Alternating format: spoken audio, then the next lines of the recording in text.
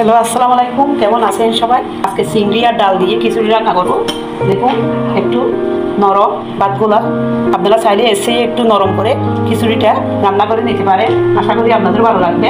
বৃষ্টির সময় এভাবে খিচুড়ি বানিয়ে দিলে আর খিচুড়ি লাগে না, খেতেও অসাধারণ হয়। আপনাদের যদি আমার এই ভিডিও ভালো লাগে সবাই লাইক দিবেন, শেয়ার করবেন এবং আমাকে ফলো করবেন, আর ইউটিউব থেকে দেখলে সাবস্ক্রাইব করবেন।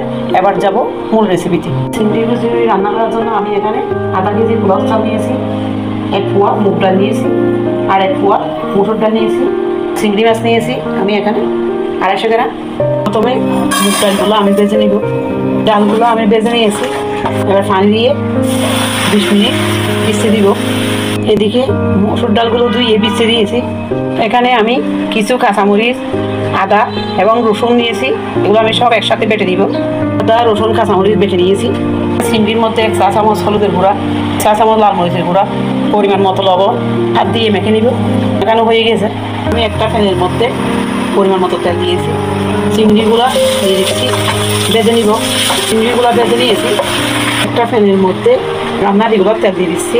4 টুকরা ডালচিনি, 5-6টা এলাচ, 2টা শুকনো মরিচ, 3টা তেজপাতা, 2-3টা লং দিয়ে দিলাম। 1 কাপ পেঁয়াজ কুচি।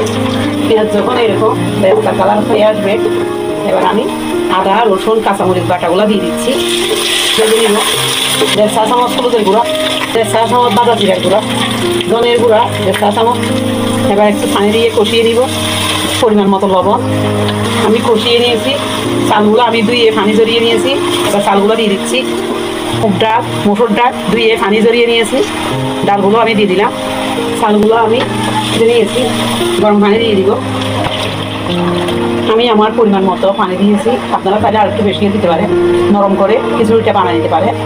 আমি নরম করবো না। ডাকনা দিয়ে দিচ্ছি। এবার উল্টে পাল্টে রান্না করে নেব। চিংড়ি দিয়ে ভেজে রেখেছিলাম, চিংড়িগুলো আমি দিয়ে দিচ্ছি। 10 মিনিট দমে রেখে দেব। 10 মিনিট দমে রেখেছিলাম। এবার গরম মশলা দিয়ে দিচ্ছি। গরম মশলার গুঁড়া 1 চা চামচ, 1 টেবিল চামচ ঘি। আমার হয়ে গিয়েছে, উল্টে পাল্টে নামিয়ে দিব।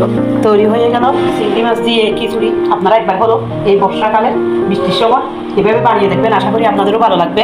সবাই ভালো থাকবেন। আল্লাহ হাফেজ।